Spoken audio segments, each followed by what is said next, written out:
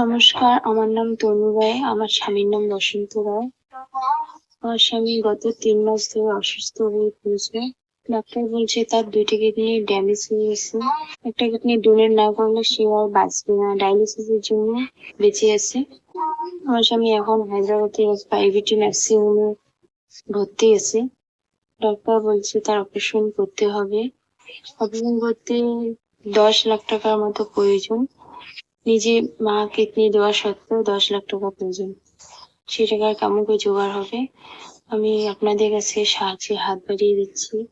আমার 2টি বাচ্চা আছে, একটা 6 মাস আর একটা 3 বছরের বাচ্চা। সে বাচ্চা নিয়ে আমি কি কেমন করে এত টাকা জোগাড় করবো?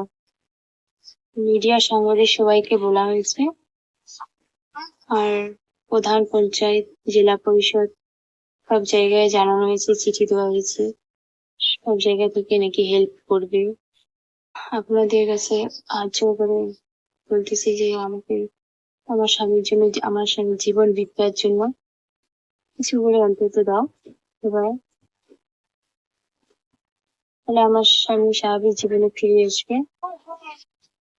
2টি বাচ্চা নিয়ে তাহলে সংসার করতে পারবো। আমার স্বামীর ফোনপে নাম্বার 6295856277। এই নাম্বারে আপনারা সাহায্য করবেন প্লিজ। আপনারা এতটুকু হেল্প করবেন, আমার স্বামীর জীবন ভিক্ষা আমি চাচ্ছি আপনাদের কাছে।